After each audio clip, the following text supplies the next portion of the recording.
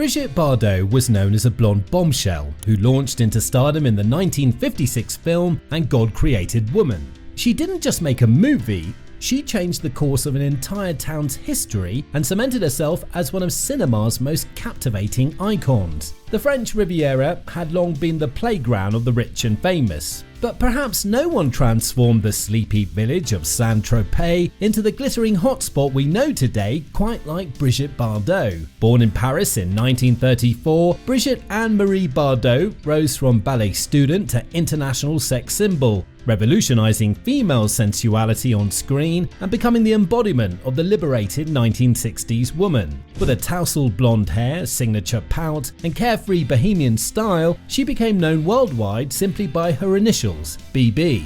Despite starring in 47 films and recording over 60 songs, Bardot stunned the world by walking away from her entertainment career in 1973 at the height of her fame, retreating to the sanctuary of a beloved Saint-Tropez.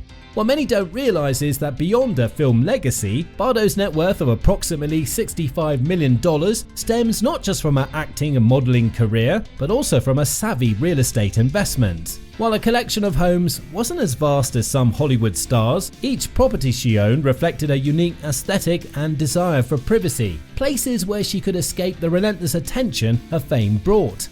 Today, we're taking you on an exclusive tour of Brigitte Bardot's most iconic residences, from her beloved sanctuary La Madrague to her other notable properties.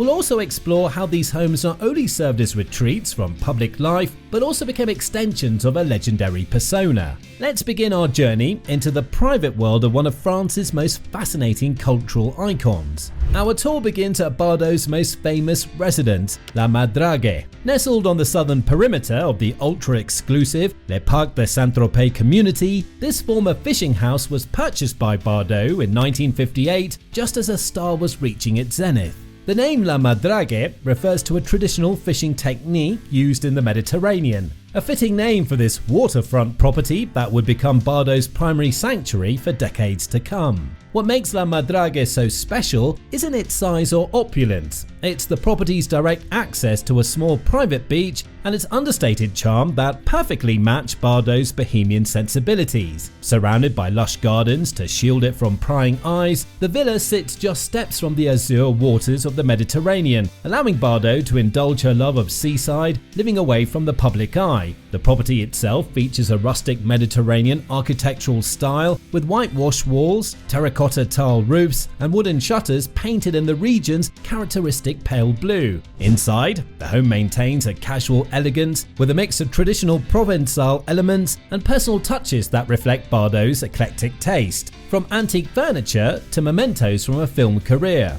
What's particularly poignant about La Madrague is that in 1992, long after retiring from entertainment, Bardot donated the property to her animal rights foundation, the Fondation Brigitte Bardot, though she retained lifelong rights to live there. Today, the aging icon still resides at La Madrague, where she is often referred to herself as living among her animals, with a small pet cemetery in the garden commemorating her beloved companions who have passed. La Madrague has become such an integral part of Saint-Tropez culture that tour boats regularly cruise by, hoping to catch a glimpse of the property or perhaps even its reclusive owner. Bardot herself has expressed a wish that after her death, La Madrague should be turned into a museum with proceeds benefiting her animal rights foundation, and that she would like to be buried in its garden, a testament to how deeply connected she feels to this special place. While La Madrague may be Bardot's most famous residence, it wasn't her only notable property. Following her divorce from her first husband, director Roger Vadim, in 1957, Bardot sought refuge in a majestic villa called La Castellet, nestled in the heights of Peymenard near Cannes. This Provençal-style mansion served as Bardot's retreat during a tumultuous period in her personal life, offering seclusion in the hills above the French Riviera.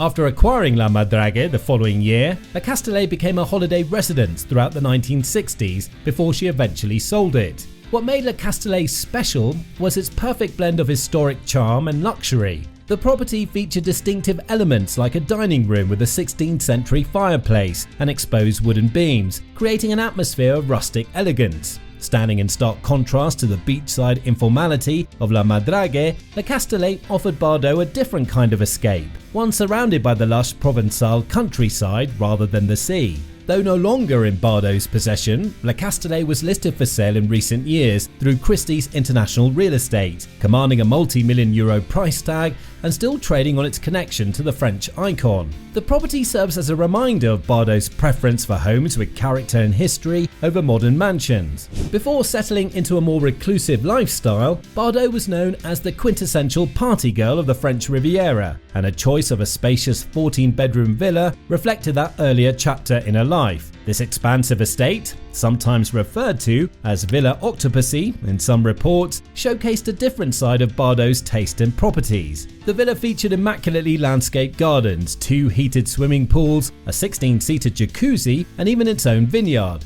With a rustic French country interior decoration style, the property maintained Bardot's preference for Provençal aesthetics, while providing ample space for entertaining the international jet set that followed her to Saint-Tropez. The contrast between this expansive party venue and a later preference for the more intimate La Madrague reflects Bardot's evolution from international sex symbol to private citizen. While she eventually sold this property, its brief association with Bardot helped cement its value on the luxury real estate market, where it was later listed for several million euros. Bardot's connection to Saint-Tropez predated her own property purchases. Her parents owned a home in the area, which gave the young actress her first taste of the region that would later become synonymous with her name. This familial connection to Saint-Tropez explains why Bardot felt so drawn to establish her own permanent residence in the area. The family home provided Bardot with a foundation in the region and likely influenced her decision to purchase La Madrague and other properties nearby.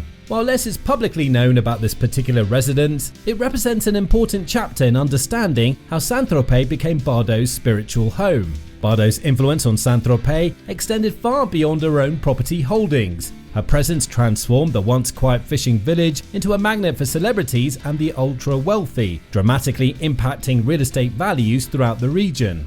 Today, properties near Bardot's La Madrague command extraordinary premiums. In the exclusive Les Parcs de Saint-Tropez community, where Bardot resides, villas with comparable views sell for upwards of £20 to £23 million, approximately $26 million.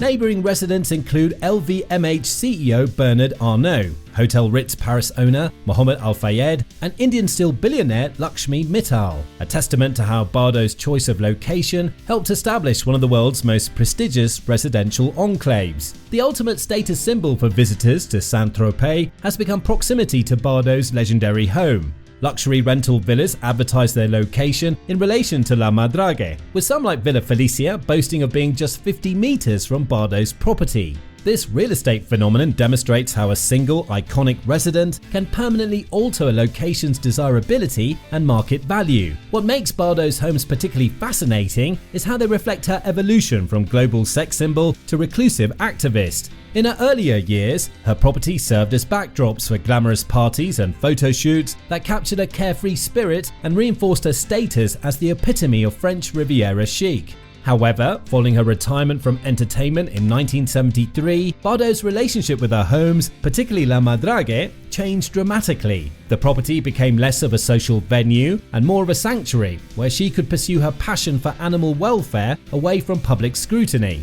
Today, Bardot lives a notoriously private existence at La Madrague. According to local reports, the now 90-year-old icon rarely ventures into Saint-Tropez proper, having not set foot in the port area for well over a decade despite living just minutes away. Instead, she shares her home with her fourth husband, Bernard Dormal, and a collection of rescued animals. The transformation of La Madrague from party venue to animal sanctuary parallels Bardot's own transformation from actress to activist. The home now serves as both residence and headquarters for her animal rights work, with spaces dedicated to her foundation's activities and documentation of her advocacy efforts. Brigitte Bardot's homes tell the story of a remarkable life journey, from global superstar to passionate advocate for causes beyond herself. While her property portfolio wasn't as extensive as some celebrities, the homes she chose reflected her authentic character, a preference for meaningful places with history and soul over mere ostentation. La Madrague stands as the ultimate expression of Bardot's relationship with celebrity and privacy. Initially purchased as a retreat from fame, it evolved into a permanent sanctuary and will likely become a final resting place, a rare example of a star forming such a deep connection to a single property. What makes Bardot's real estate legacy truly special is how thoroughly she became identified with Saint-Tropez itself. Few celebrities have ever been so completely associated with a location that their mere presence transformed it from obscurity to global prominence. Through her decision to make Saint-Tropez her home, Bardot didn't just invest in property, she created an enduring mythology around both herself and the town that continues to drive tourism and real estate values decades later. As we conclude our tour of Brigitte Bardot's iconic homes, we're left with a deeper appreciation for how this extraordinary woman's property choices reflected her values, her evolution, and ultimately her legacy. From the bohemian sanctuary of La Madrague to her other notable residences, Bardot's homes remain physical embodiments of her singular vision and indomitable spirit. Now, if you enjoyed this glimpse into the private world of one of cinema's most captivating icons, please hit the like button and subscribe for more tours of legendary celebrity homes. In the comments below, let us know which classic Hollywood star's residence you'd like us to explore next. Until next time.